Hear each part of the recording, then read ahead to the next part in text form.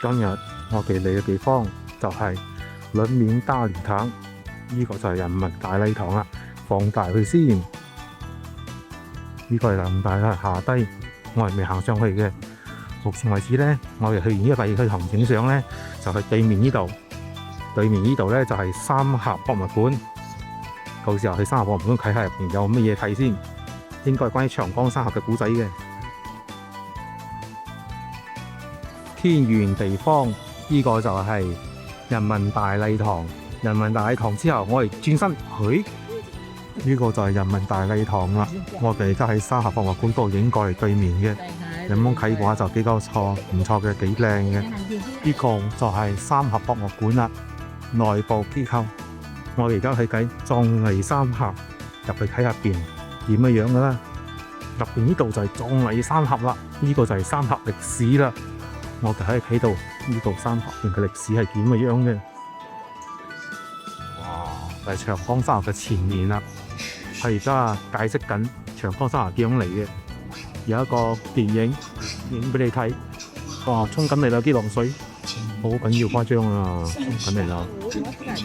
你嘅景點影到嘅係差唔多係全景咗噶啦，又唔係倒影添。200萬年前，我而家講緊嗰個長江三峽嘅歷史係點樣演變成嘅。其實長江三峽咧係由西邊嘅白帝城喺重慶呢個開始，一直去到東邊嘅湖北宜昌，全長咧就193公里㗎。嗱，佢都顯示咗啦嚇，其實長江三峽咧係由渠塘峽、巫峽同埋西寧峽組合而成嘅。哇！你睇呢個三峽幾緊要誇張咧？好奇怪喎！做咩電影入邊有兩個人行過嘅？呢兩個係邊個嚟嘅咧？做咩喺穿越咗入電影入邊嘅？呢個三峽博物館整好多啲咁樣嘅立體嘅，俾你睇下古時候係點樣嘅。三峽道，我行過去路人甲，我都知道人哋嘅背景圖啦。其實人係咪真係喺地球度出世嘅咧？定係外星嚟嘅咧？其實你睇古人所畫嘅圖係咁嘅樣嘅。阿里巴人呢度顯示嘅就係重慶位置啦。係點樣知道嗰啲泥土係咩時代咧？就根據泥土每一層嚟解剖嚟睇嘅。唐代、六朝、漢代，跟住到戰國時代，唔同嘅泥土有唔同嘅時代嘅遺跡喺入邊。估唔到呢度都有一個乾隆嘅牌匾喎，楚蜀鴻溝。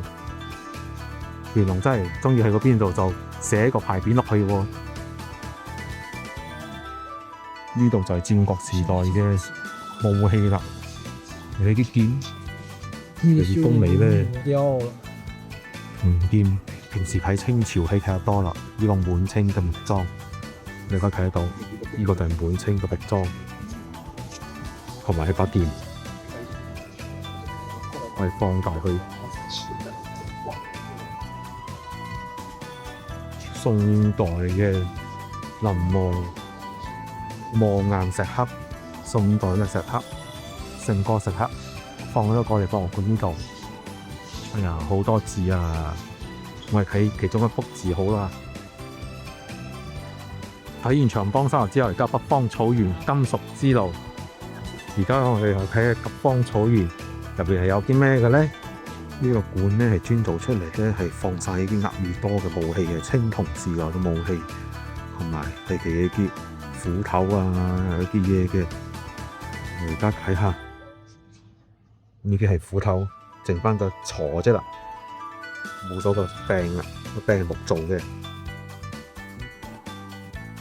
呢度有一個臨時展示廳，係因為過年嘅時候新春嘅展示廳嚟嘅，叫做馬上來。我哋入去睇下，呢度有啲咩睇啦？哦，原來呢個係主係講馬嘅嘢嘅。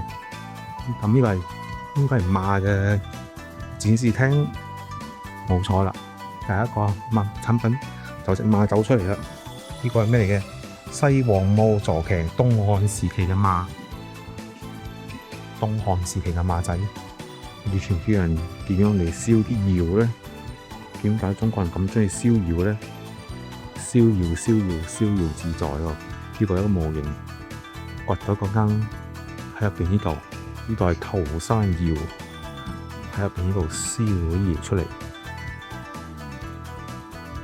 呢度係巴蜀雕刻藝術館大殿嘅老虎，跟住後邊呢度有好多唔同嘅藝術，我哋行去睇下先。東漢時期嘅墓陵缺啦，呢個係墓陵缺，石柱估唔到，亦都有一個落墓白戲畫像石棺，又係一個石頭棺椁。呢啲又係以前嘅東漢嘅時候，人好中意攞石頭做棺材嘅噃。空空嘅，然後入邊冇嘢喎，仿造墓碑，呢個係一個墓碑，同我哋去洛陽睇嘅洛陽墓差唔多咁上下。但係洛陽墓嗰個係真墓，呢個係假墓。呢個係仿造墓碑。你會見好奇怪啊！東漢時期嘅人佢啲鐵藝術係咁好急意嘅喎，好抽象喎，奇怪咯！究竟係融咗定係風沙來咗幾千年之後變款呢？紅桃含珠唇料，東漢時期咁古怪。以前啲人就將呢啲神怪嘅整出嚟，變成西王母、楊仙人。